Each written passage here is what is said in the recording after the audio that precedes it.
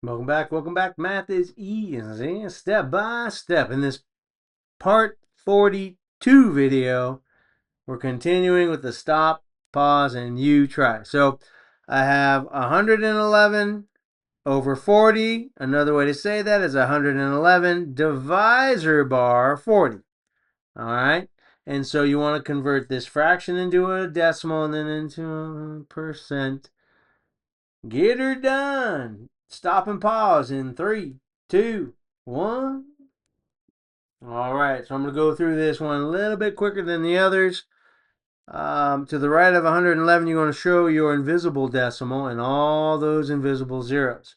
Right? You're going to take that decimal, rise it above, directly straight above that divisor bar.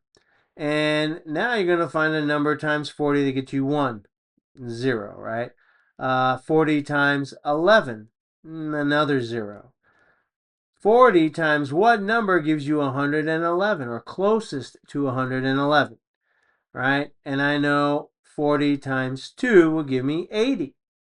40 times 3 will give me 120. I cannot take away 120 from 111. So I'm going to keep that multiple 2. So 40 times 2 is 80. When I subtract 80 from 111, you get 31.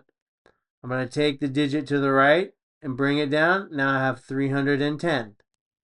Okay, so my target is 40 times what number gives me closest to 310 without going over? Well, I know 4 times 7 is 28. So 40 times 7 is got to be 280, right? So 4 times 8 would be 320. I cannot take away 320 from 310. So I'll use the multiplier of 7, right? I put it right above the last digit of a 0 above the divisor bar.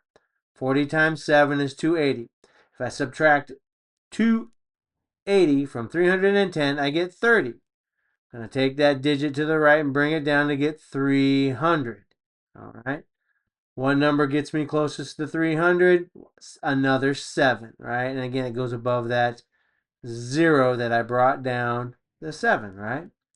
So 40 times 7, again, is 280. I subtract 280 from 300, and I get 20. Bring down your next 0 or next digit, which happens to be 0.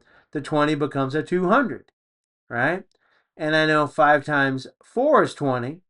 So 5 times 40 has got to be what? If you said 5 times 40 is 200, you're absolutely right. So I would subtract 200 from 200 and I get 0.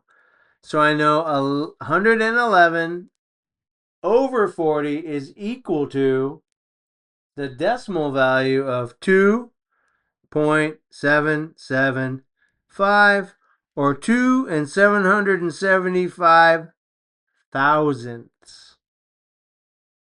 Okay.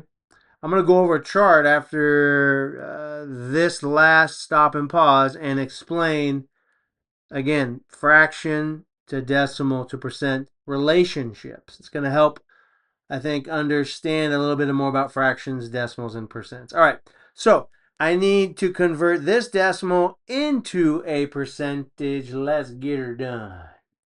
Okay, so we take the decimal, we move it to the right 2 times, and we add our symbol, and now we've converted a decimal into a percent. So 277.5, or 277 and 5 tenths of a percent, is the percentage of the decimal form 2.775.